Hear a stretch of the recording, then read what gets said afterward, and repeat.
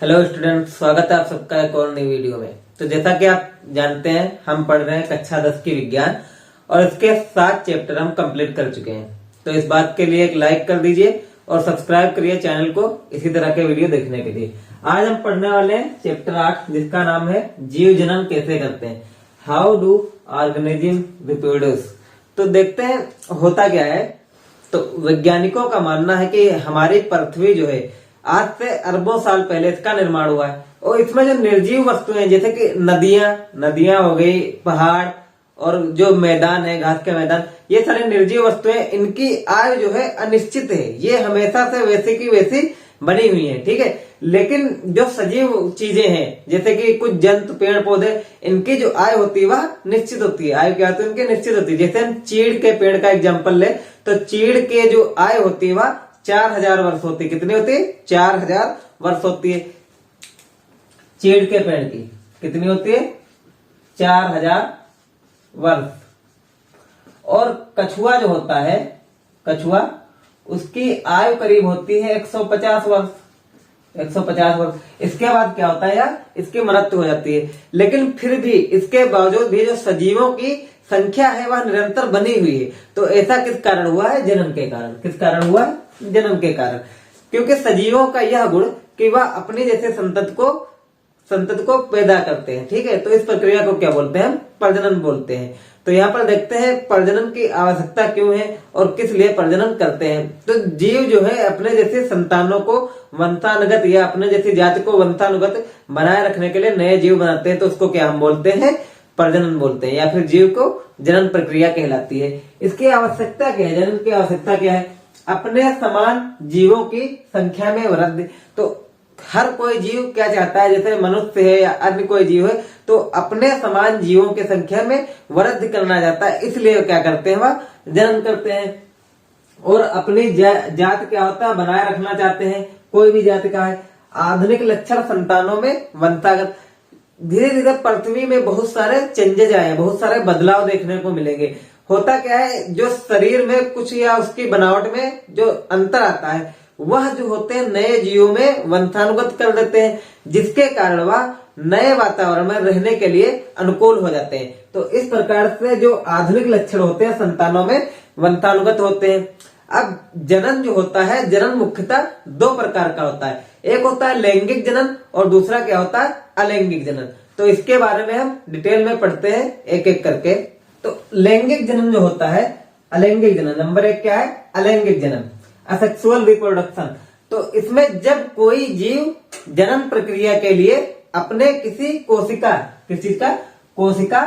या फिर किसी भाग के द्वारा नए जीव का उत्पन्न करता है, नए जीव को जनन करता है, तो इस प्रक्रिया को हम क्या बोलते हैं? अलैंगिक जनन कहते हैं। उसमें लैंगिक जनन का कोई वह संलयन नहीं होता है। तो इस प्रकार का जनन क्या कहलाता है? हमारा अलैंगिक। जब कोई जीव अपने कोशिका या कोशिकाओं के भाग या एक अन्य संरचना के द्वारा नए जीव का निर्माण करता है, तो इस प्रकार के जनन को हम क्या बोलते हैं? अलैंगिक जनन बोलते हैं। इसमें लैंगिक का कोई प्रभाव नहीं होता। जैसे इसमें होता क्या है, जो संतान होती है वह अपने पैतृक या जनक कह सकते हैं, पैतृक के समान होती है। उसमें विभिन्नताएं बहुत कम होती हैं, विभिन्नताएं कम होती हैं। इसमें अलैंगिक जनन में विभिन्नताएं बहुत कम पाई जाती हैं। इस प्रकार के जनन में आता क्या है? जैसे विखंडन हो गया। इस प्रकार के जनन में क्या होता है? विखंडन और खंडन और मुकुलन। तो ये सारे क्या है? अलैंगिक जनन है। मुकुलन हो गया। उसके बाद कायिक प्रवर्धन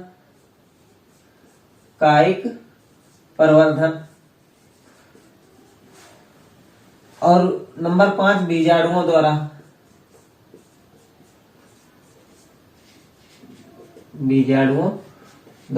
तो ये सारे अलैंगिक जनन के एग्जाम्पल है। इसमें क्या होता है, कोई जीव जो होता है अपने विभिन्न कोशिका का या किसी अन्य अंग का निर्माण के द्वारा नए संतान की उत्पत्ति करता है। तो इस प्रकार के जनन को क्या बोलते हैं? हम अलैंगिक जनन बोलते हैं। और लैंगिक जनन में क्या होता है, जब एक जीव या फिर एक ही जीव जात के दो, एक ही जीव जात के दो। एक इसमें क्या रहेगा, ज्यादातर नर रहेगा, नर जिसको मेल बोलते हैं, और एक मादा।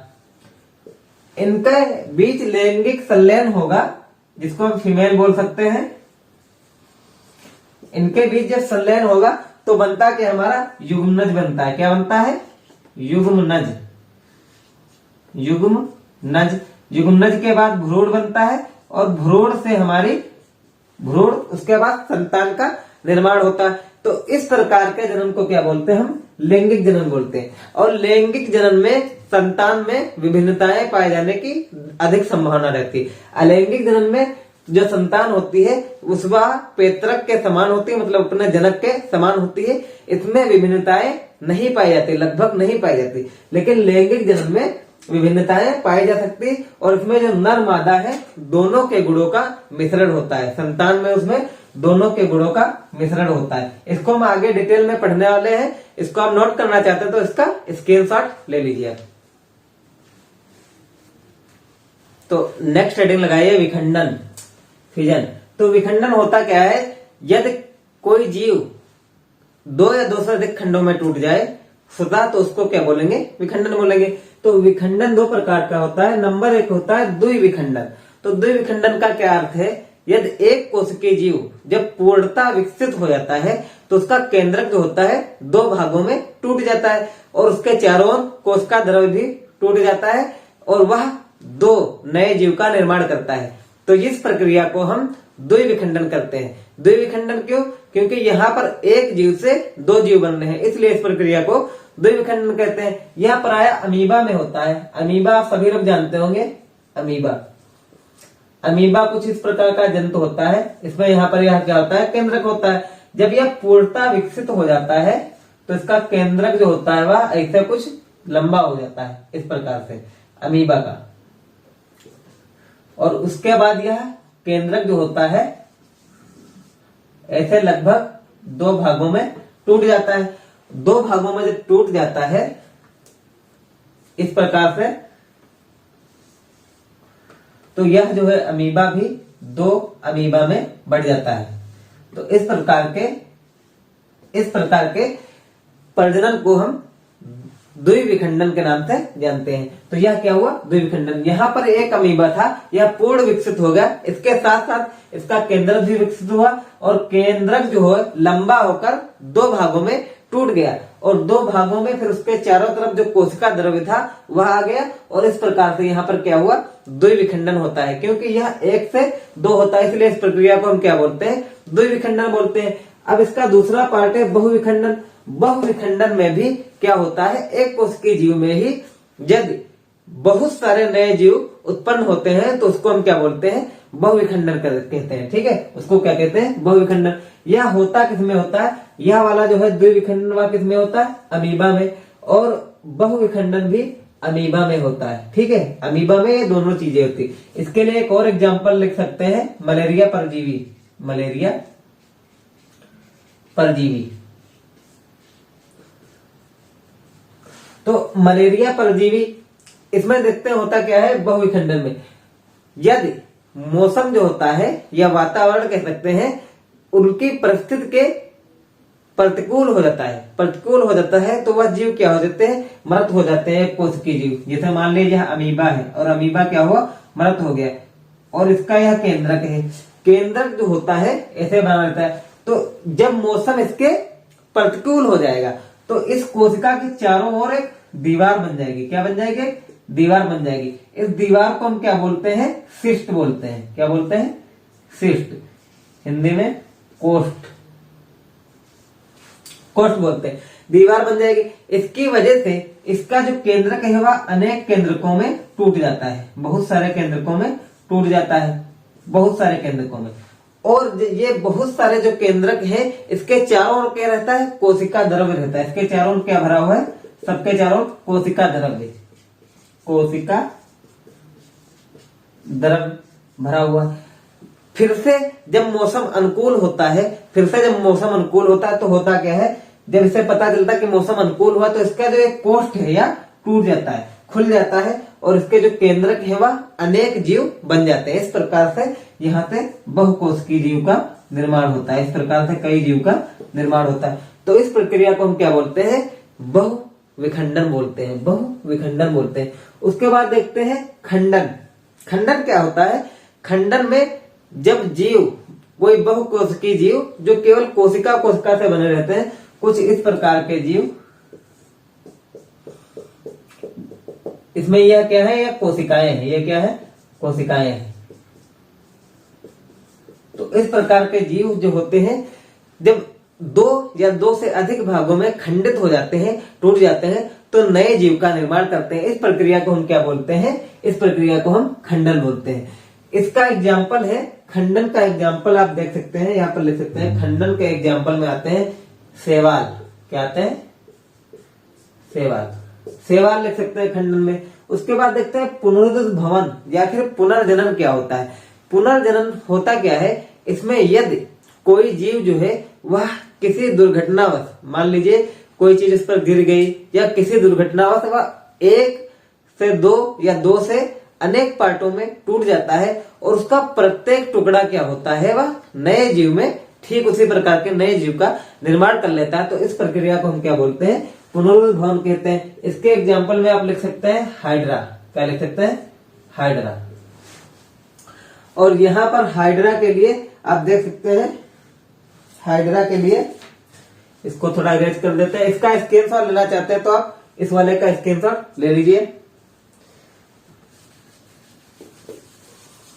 तो इस प्रकार से जो हाइड्रा होता है, हाइड्रा यदि किसी कारणवश टूट जाता है, दो या अनेक भागों में टूट जाता है, तो उसके प्रत्येक टुकड़े जो होते हैं नए जीव का, मतलब उसी प्रकार के नए हाइड्रा का निर्माण करते हैं। तो इस प्रक्रिया को हम क्या बोलते हैं? पुनरुद्भवन या पुनर्जन्म कहते हैं। ये कुछ इस प्रकार से हाइड्रा होता है। हाइड्रा, अब ये किसी कारणवश मान लीजिए 3 पार्टों में टूट गया। इस प्रकार से टूट गया है।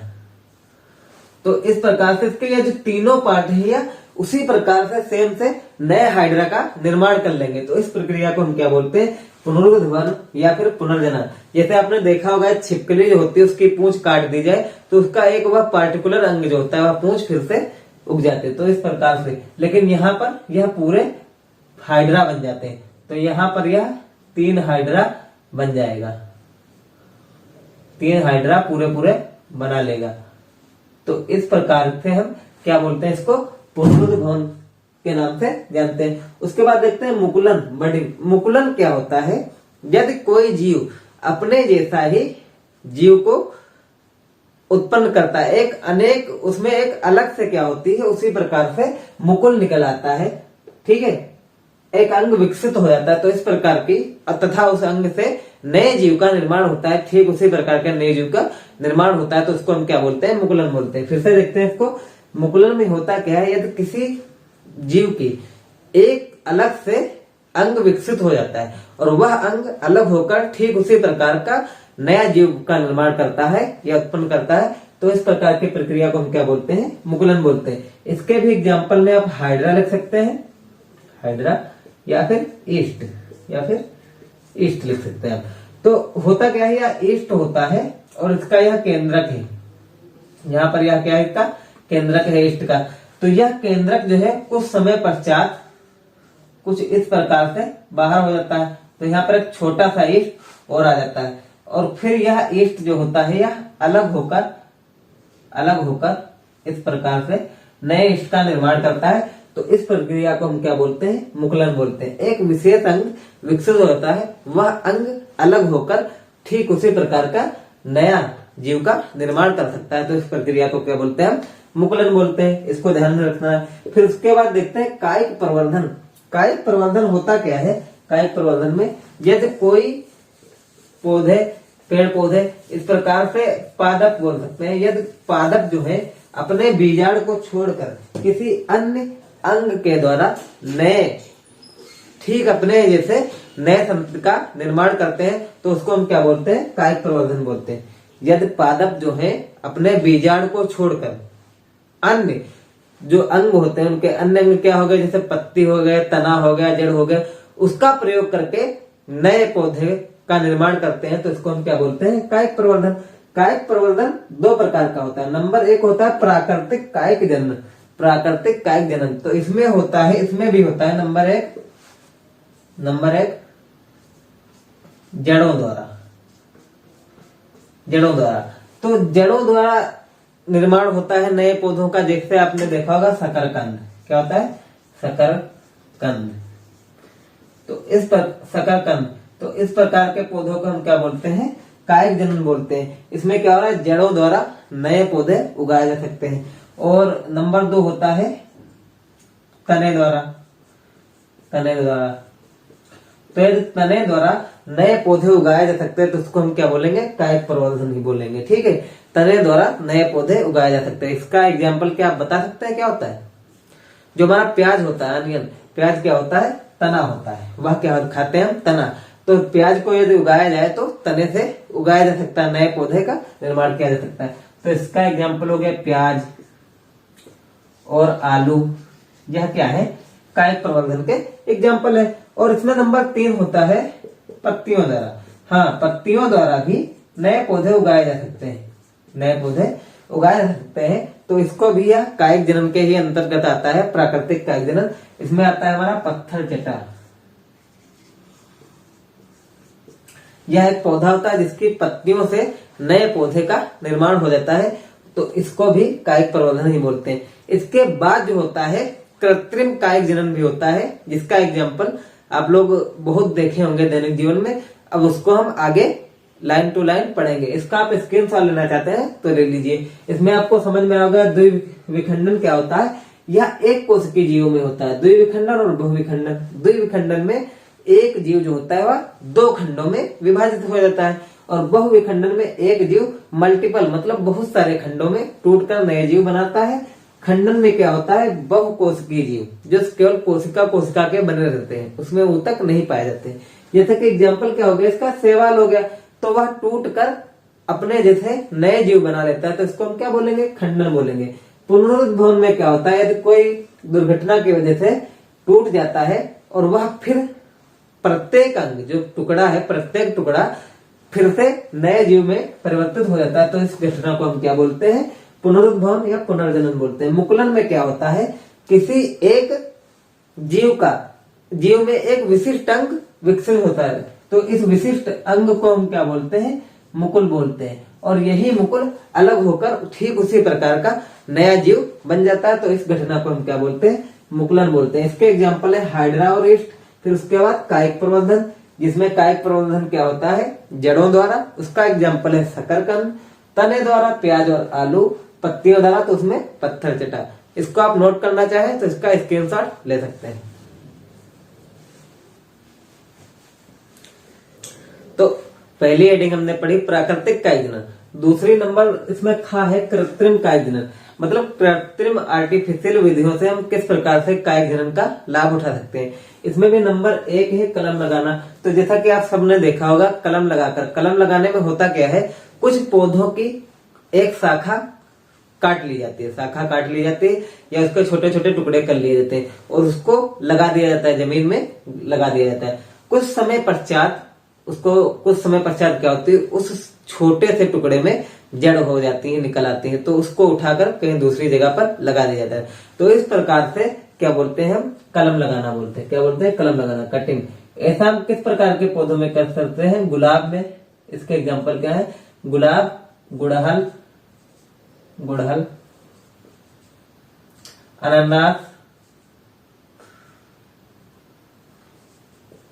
इस प्रकार के पौधों में हम कलम लगाना जो विधि है, इसको हम प्रयोग में ला सकते हैं। इसमें क्या जाता है, उस पौधे की एक शाखा को टुकड़ों में काट लिया जाता है, उस शाखा के टुकड़ों को कहीं जमीन में एक जगह पर लगा दिया जाता है। कुछ समय पश्चात उस टुकड़े में क्या होती है, जड़ें निकल आती हैं और फिर उसको निकाल करके कहीं दूसरी जगह जहां पर लगाना वहां पर लगा दिए जाते हैं। तो इस विधि को हम क्या बोलते हैं, कलम लगाना बोलते हैं। नंबर 2 है इसमें दाब लगाना, लेयरिंग। तो दाब लगाने में होता क्या है, कुछ पौधे होते हैं उनकी शाखाएं जो होती है बहुत पतली होती हैं। इस प्रकार से कोई पौधा है, उसकी यह शाखा है, तो इस शाखा को झुकाकर, इस शाखा को, ये मान लीजिए पौधा है इधर, इस शाखा को ऐसे झुकाकर मिट्टी में से, यह क्या है, या मिट्टी में दाब दिया जाता है, मिट्टी में दाब दिया जाता है। और यह शाखा जो है, फिर इसमें यहाँ पर जो होता है, इस वाले पार्ट पर क्या होती है, जड़ें बन जाती हैं। क्या होती है, यहाँ पर जड़ें बन जाती हैं। और इसको यहाँ से कट कर लिया जाता है, यहाँ से कट करने के बाद इसको यह पार्ट उठाकर दूसरी जगह लगा दिया जाता है। तो इस प्रकार की हम प्रक्रिया को क्या बोलते हैं, दाब लगाना बोलते हैं। इसको झुका करके मिट्टी में दबा देते हैं। कुछ समय पश्चात इसमें यहाँ पर जड़ें निकल आती हैं, तो इसको इधर से इस साइड से काट कर अलग कर लेते हैं और यह एक नया पौधा बन जाता है। इसको दूसरी जगह हम लगा सकते हैं। तो इस प्रकार से हम क्या बोलते हैं, दाब लगाना। इसमें हम चमेली के पौधे पर यह कर सकते हैं। कुछ पौधे होते हैं, पौधे नहीं बोल सकते, कुछ पेड़ होते हैं, उसमें हम दाब लगाकर नहीं कर सकते। जैसे कि बरगद, क्या होता है, बरगद। इस प्रकार के पौधों में हम यह दाब लगाना वाली प्रोसेस नहीं कर सकते हैं। ठीक है, तो उसमें हम क्या करते हैं, बूटी बांधना। जैसे एक वृक्ष है, बड़ा सा वृक्ष है, और इसकी किसी शाखा में, यह मान लीजिए एक शाखा है, इसकी एक पतली सी शाखा है। इसमें क्या करते हैं, इसमें ऊपर वाला जो पार्ट होता है, इसका ऊपर वाला जो पार्ट होता है उसको निकाल देते हैं, जो छिक्कल टाइप से, और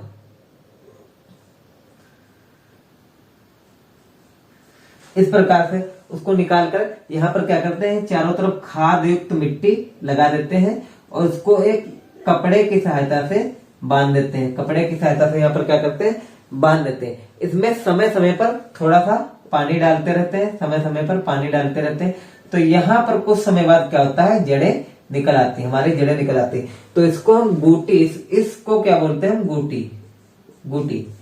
तो इसको गूटी के इस तरफ से, गूटी के पिछले हिस्से से काट कर अलग कर लेते हैं और यह इसको हम कहीं दूसरी जगह पर लगा देते हैं। तो इस प्रक्रिया को हम क्या बोलते हैं, गूटी लगाना। यह बरगद जैसे बड़े पौधों में, बड़े पेड़ में किया जाता है, क्योंकि यह गूटी बांधी जाती है, इसलिए इस विधि को क्या हम बोलते हैं, गूटी बांधना या गूटी लगाना। ठीक है, उसके बाद कायिक जनन के लाभ क्या है।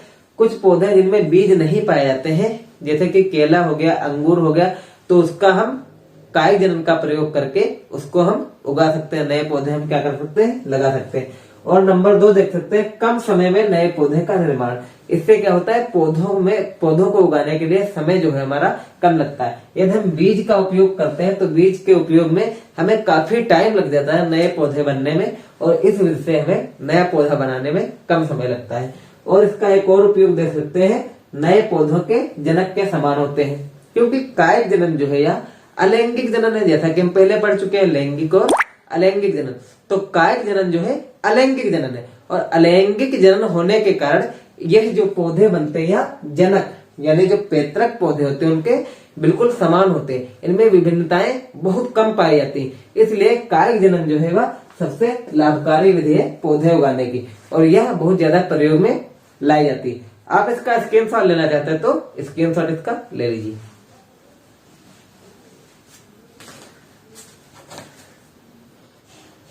तो नेक्स्ट हेडिंग लगाइए, लैंगिक जनन, सेक्सुअल रिप्रोडक्शन।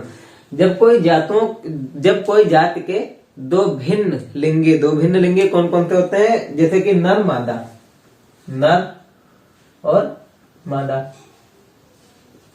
तो दो भिन्न लिंगी जंतुओं के बीच में जब सेक्सुअल रिप्रोडक्शन होता है और उससे जो संतान पैदा होते हैं तो उसको हम क्या बोलते हैं, लैंगिक जनन बोलते हैं। इस प्रकार के जनन को लैंगिक, इसमें 2 होते हैं, एक तो नर एक मादा।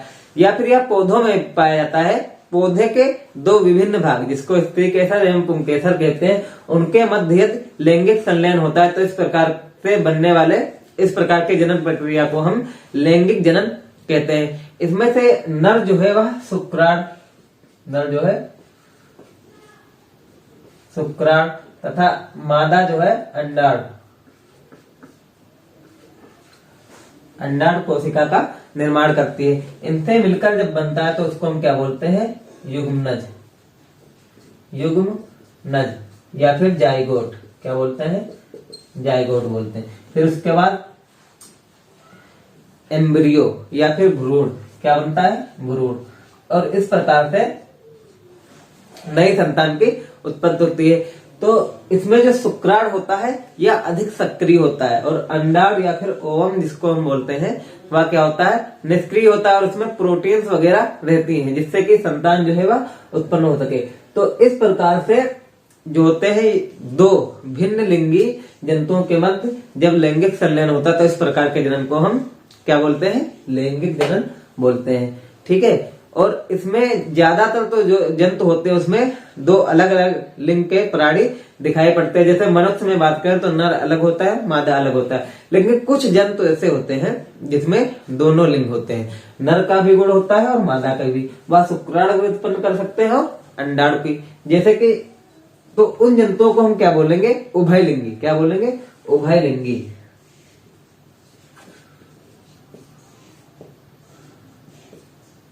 उभयलिंगी। इसमें आता है हमारा केचुआ, केचुआ और हाइड्रा। तो ये जो जंतु हैं ये उभयलिंगी होते हैं, परंतु एक समय में यह केवल एक ही लिंग, या तो नर होंगे या फिर मादा होंगे, एक समय में एक ही के गुण प्रदर्शित करते हैं। और कुछ जो होते हैं जो केवल एक लिंग वाले होते हैं, या तो नर होगा या तो मादा होगा। जो शुक्राणु उत्पन्न करेगा उसको हम नर कहते हैं, जो अंडाणु उत्पन्न करेगा उसको क्या बोलते हैं, मादा बोलते हैं। तो उनको हम बोलते हैं एक लिंगी। जिसमें ये अलग अलग होते हैं उसको क्या बोलते हैं, एक लिंगी। तो यह लैंगिक जनन के कुछ उदाहरण है। ठीक है। लैंगिक जनन की आवश्यकता क्यों है? आवश्यकता इसलिए है क्योंकि लैंगिक जनन के बाद विभिन्नताएं पाई जाती हैं जो कई बार हमारे वातावरण को के लिए अनुकूल हो जाती हैं। जैसे कि जब जो हमारा सेल होता है उसमें कितने गुणसूत्र होते हैं, 46 होते हैं। सेल के अंदर न्यूक्लियस, न्यूक्लियस के अंदर क्रोमोसोम, उसमें जीन और डीएनए, डीएनए जो होता है, फिर उसमें गुणसूत्र 46 गुणसूत्र होते हैं। तो यहाँ पर जो होता है गुणसूत्र क्या हो जाते हैं, आधे हो जाते हैं। तो जब विभाजन होता है डीएनए की प्रकृति कुछ इस प्रकार से होती है। तो यहाँ जब डीएनए विभाजन होता है, इस पे 1 से 2 होते हैं यहाँ पर, तो हो सकता है यहाँ पर कुछ विभिन्नताएं आ जाएं। तो यही विभिन्नताएं जो होती हैं आने वाली संतान में दिखाई पड़ती हैं। सारे जो जंतु होते हैं उनके बच्चे एक समान दिखाई पड़ते हैं, पर उसमें कुछ न कुछ विभिन्नता होती है, कुछ न कुछ अंतर होता है जो डीएनए के आधार पर होता है। इसलिए यहाँ पर कुछ विभिन्नताएं हो सकती है, या और कई कारण हैं जहाँ पर विभिन्नताएं पाई जाती हैं। इसको हम अगले नेक्स्ट क्लास में 11 और 12 में पढ़ेंगे। अभी यहाँ पर आपको सिर्फ इतना समझना है कि इसमें क्या होती है, विभिन्नताएं पाई जाती है जो वातावरण के अनुकूलन के लिए बहुत ज्यादा जरूरी होती है। तो इसको आप नोट करना चाहते हैं तो इसका स्क्रीनशॉट ले लीजिए। तो नेक्स्ट हेडिंग लगाइए, पुष्पी पौधों में लैंगिक जनन, sexual reproduction in flowering plant. तो जो फ्लावर होते हैं फूल में, बेसिकली ज्यादातर फूलों में 2 पार्ट होते हैं, उभयलिंगी होते हैं, और कोई कोई एक लिंगी भी पुष्प होते हैं। तो उसमें से जो मेल वाला पार्ट है उसका यदि उसी पौधे के या उसी जाति के दूसरे पौधों में जो फल का निर्माण होता है या निषेचन प्रक्रिया होती है तो इसको हम क्या बोलते हैं, लैंगिक जनन बोलते हैं। इसमें देखते हैं यह चित्र बना हुआ है एक पुष्प का। इसमें ये वाला जो पार्ट होता है इसको नर वाला पार्ट बोलते हैं। ये जो गया है ये क्या होता है, नर वाला पार्ट। इसको हम बोलते हैं पुंकेसर। क्या बोलते हैं, पुंकेसर। इस पूरे पार्ट को, ये जो यहाँ तक है, इसको क्या बोलते हैं, पुंकेसर। और उसमें यह जो एक लाइन जैसी गई है यहाँ तक, इसको हम बोलते हैं तंतु। क्या बोलते हैं, तंतु। और तंतु के ऊपर जो यह भाग है इसको हम क्या बोलते हैं, परागकोश। क्या बोलते हैं हम, परागकोश। और इसी परागकोश में छोटे छोटे पीले कलर के कण मौजूद रहते हैं जिसको हम बोलते हैं परागकण। क्या बोलते हैं, परागकण। ठीक है।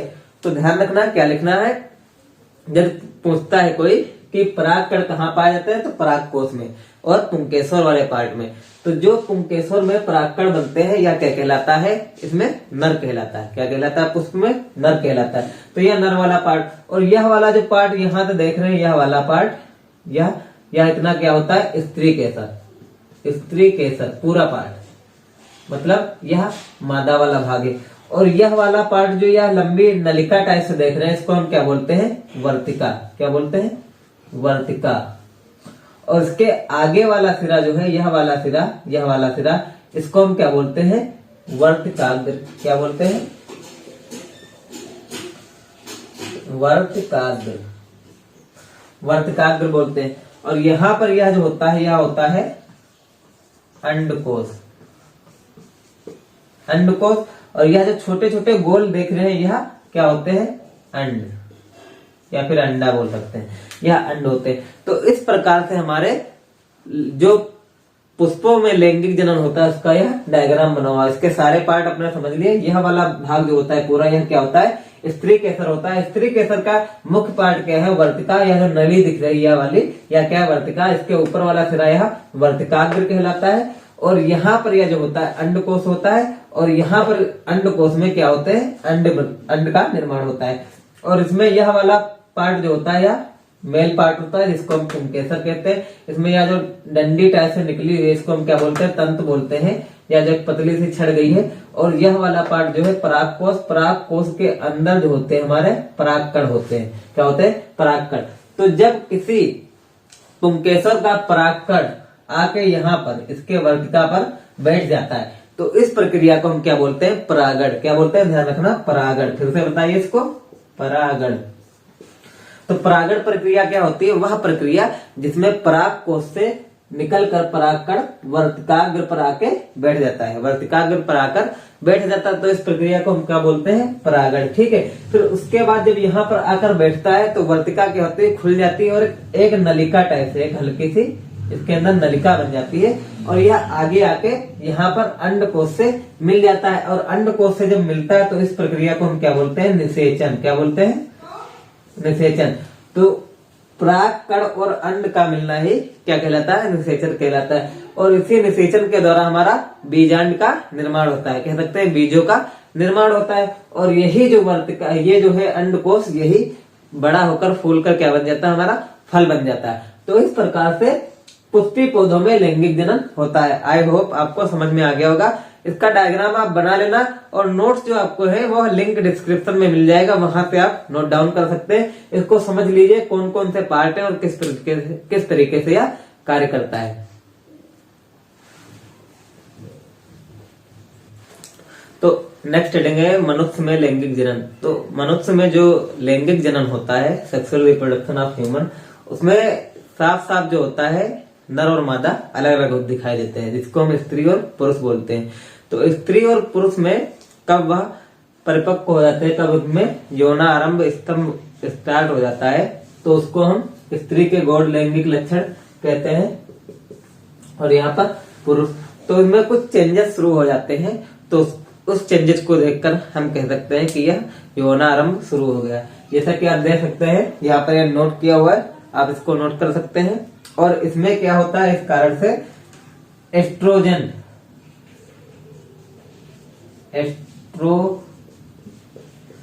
हार्मोन बनना शुरू हो जाता है। यह कब शुरू होता है? लगभग 11 से 13 आयु की एज में स्टार्ट हो जाता है। और पुरुषों में कुछ चेंजेस होते हैं।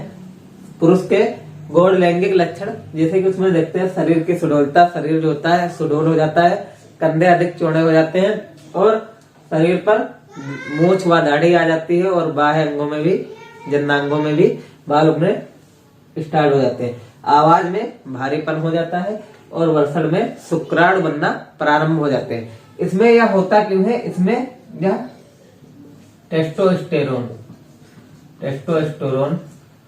हार्मोन के कारण होता है। इसके बारे में हम डिटेल में आगे पढ़ेंगे, इसको आप नोट कर लेना। और यह पुरुषों में 15 से 18 की एज में बनना प्रारंभ होता है। तो यह कुछ मनुष्य में होने वाले लैंगिक जनन में उसके कारण जो बदलाव होते हैं, एस्ट्रोजन हार्मोन के कारण और टेस्टोस्टेरोन के कारण। आप इसको नोट करना चाहते हो तो इसका स्क्रीनशॉट ले लीजिए।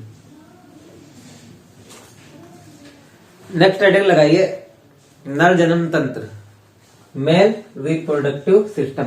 तो इसमें मेल रिप्रोडक्टिव सिस्टम का यह डायग्राम बना हुआ है। और आपकी सुविधा के लिए यहाँ पर एक जो किताब में जो चित्र बना हुआ है वह ऐड कर दिया जाएगा। तो यहाँ पर मेन पार्ट होता क्या है? वर्षण होता है। वर्षण कोश में वर्षण रहते हैं। यह एक जोड़ी नर जनन तंत्र में एक जोड़ी मतलब कि 2 पाए जाते हैं। कुल कितने पाए जाते हैं? 2 होते हैं वर्षणों की संख्या। ठीक है। उसके बाद यहाँ क्या बनता है? शुक्राणु बनता है। क्या बनता है? शुक्राणु का निर्माण होता है, जिसको हम इस प्रकार से दिखाते हैं। शुक्राणु का निर्माण होता है जो यहाँ से शुक्र वाहिनी से होकर शुक्राशय में एकत्रित हो जाता है। और शुक्राशय में एक तरल पदार्थ बनता है, यह लगभग 60%, कितना बनता है 60% बनता है। यह इसलिए बनाया जाता है जिससे कि इसमें जो शुक्राणु है वह आसानी से तैर सके, इसके लिए यह तरल पदार्थ यहाँ पर कहाँ पर बनता है, शुक्राशय में। उसके बाद 25% यहाँ पर प्रोस्टेट ग्रंथ में एक पदार्थ बनता है 25%, और बाकी शेष जो होते हैं वह शुक्राणु उसमें पाए जाते हैं। और इस प्रकार से यह बाहर लगता हुआ रहता है, क्योंकि यह जो उदर गुहा का जो टेम्परेचर होता है, जो ताप होता है वह अधिक होता है, इसलिए इसको बनने के लिए क्या होता है, इसको टेम्परेचर की कम जरूरत होती है शुक्राणु बनाने के लिए, इसलिए यह बाहर की ओर लटका रहता है। यह भाग जो होता है वृषण कोश, इसलिए वृषण जो होते हैं अच्छे से काम कर पाते हैं और शुक्राणु का निर्माण करते हैं। यहाँ से शुक्राणु बन के शुक्रवाहिनी से शुक्राशय में आता है। शुक्राशय में एक तरल पदार्थ बनता है जो कि लगभग 60% होता है, और 25% यहाँ पर प्रोस्टेट ग्रंथ है। फिर यहाँ पे आकर मूत्र वाहिनी वाले उसी नली में मिलकर फिर यहाँ से बाहर इस प्रकार से लैंगिक जनन का तंत्र कंप्लीट होता है। आप इसका स्क्रीनशॉट लेना चाहते हैं तो ले लीजिए। तो नेक्स्ट हेडिंग लगाइए, मादा जनन तंत्र, फीमेल रिप्रोडक्टिव सिस्टम। तो यह मादा जनन तंत्र का डायग्राम बना हुआ, जैसा कि आप यहाँ पर देख सकते हैं। यहाँ क्या होता है, यह वाला पार्ट जो होता है गोल वाला, यह अंडाशय होता है। यहाँ पर अंडा यानी कि ओवम का निर्माण होता है, ओवम का निर्माण होता है मादा जनन तंत्र में। फिर यहाँ से यह इस प्रकार से अंड नलिका से होते हुए यहाँ पर आता है गर्भाशय में, फिर यहाँ से बाहर निकल जाता है। तो निषेचन कहाँ पर होता है, निषेचन यहाँ पर होता है। यह अंडा एक दिन यहाँ पर अंड नलिका में रुकता है और यहाँ पर इंतजार करता है किसका, शुक्राणु का।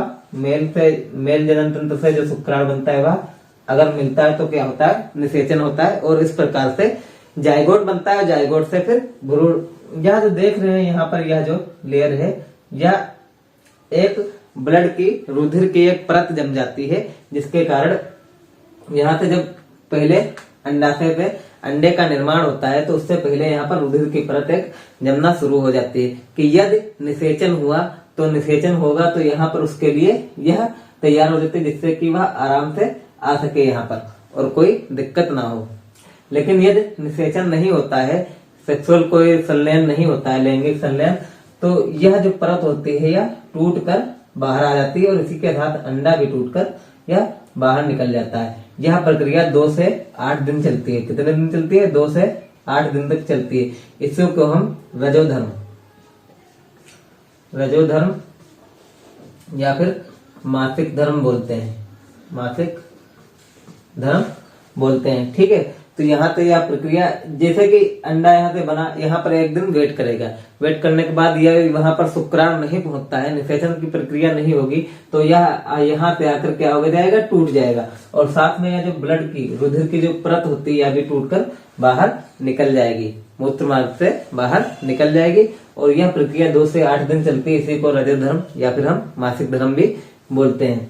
और यह वाला पार्ट क्या कहलाता है, यहाँ पर यह वाला पार्ट ग्रीवा, क्या कहलाता है, ग्रीवा। ठीक है, तो इसको ध्यान रखना है। और यह प्रक्रिया महीने में एक बार होती है। यह 28 दिन का चक्र चलता है, इसलिए इसको मासिक चक्र भी बोलते हैं, मासिक चक्र भी बोलते हैं। यहाँ से एक अंडा पहले इस साइड से, फिर एक ओवम इस साइड से बनता रहता है। इस प्रकार से दोनों जो अंडकोश से हैं, एक महीने में इस साइड से अंड और दूसरे यह महीने में इस साइड से अंड का निर्माण होता है। तो यह हमारा मादा जनन तंत्र है। आप इसका डायग्राम बनाना चाहते हैं तो बना लीजिए।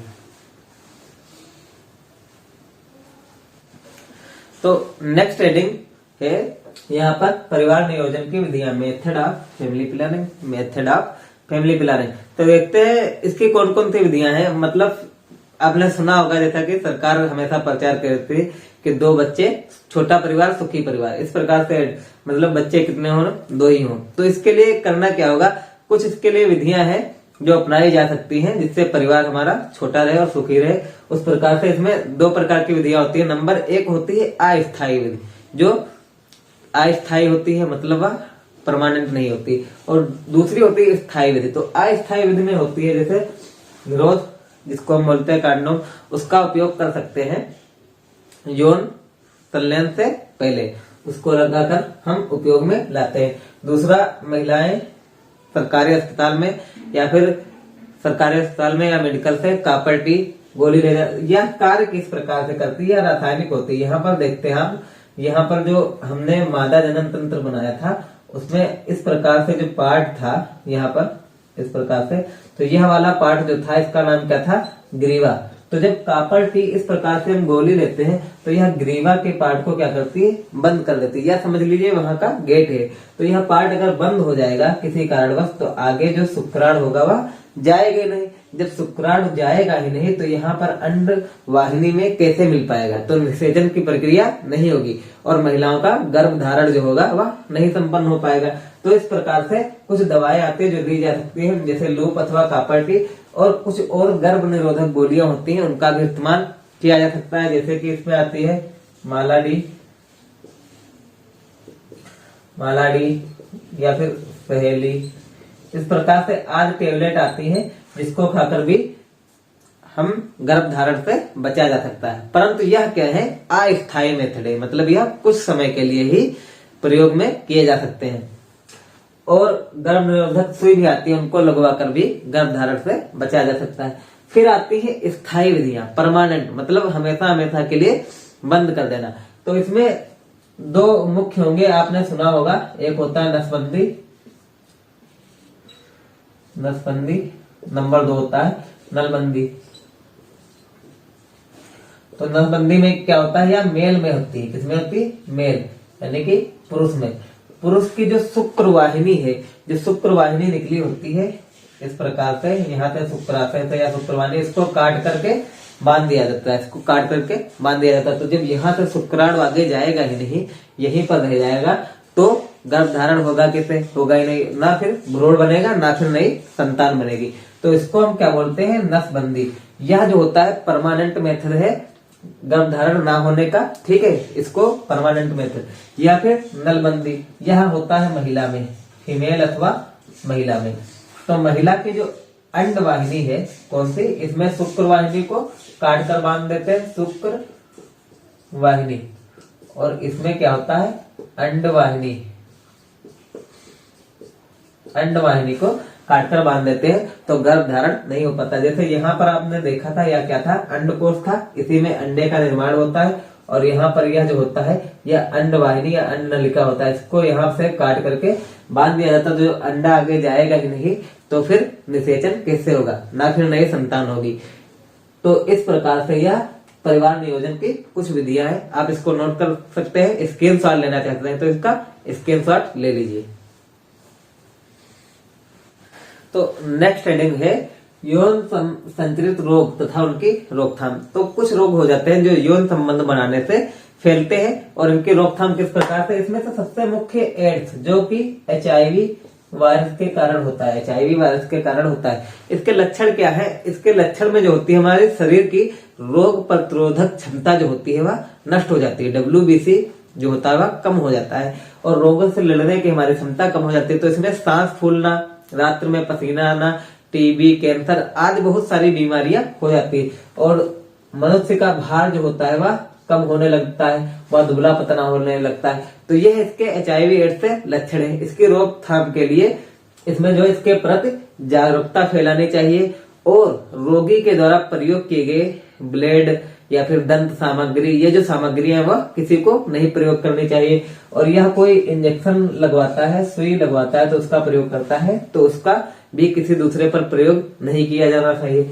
और यौन संबंध के समय निरोध का प्रयोग करना चाहिए। यह इसके मुख्य रोकथाम है, और यह बहुत खतरनाक रोग है जो HIV वायरस के कारण हो जाता है, इससे सावधानी बरतनी चाहिए। तो निम्न बातों का ध्यान रखना। और नंबर 2 होता है जनन पर मत्स्य वार्स, ये भी वायरस के कारण हो जाते हैं, और इसके उपचार के लिए लेजर ऑपरेशन होता है, उसको करवाना चाहिए डॉक्टर की सलाह से। इस प्रकार से यह चैप्टर जो होता है, चैप्टर नंबर 8 हमारा कंप्लीट होता है। और अब इसके बाद हम जीव विज्ञान का अंतिम चैप्टर पढ़ेंगे, आनुवंशिकता वाला। और यदि आपको वीडियो पसंद आए तो इसको लाइक करिए और शेयर कीजिए अपने दोस्तों के साथ, कमेंट कीजिए कैसा लगा video. Thank you so much.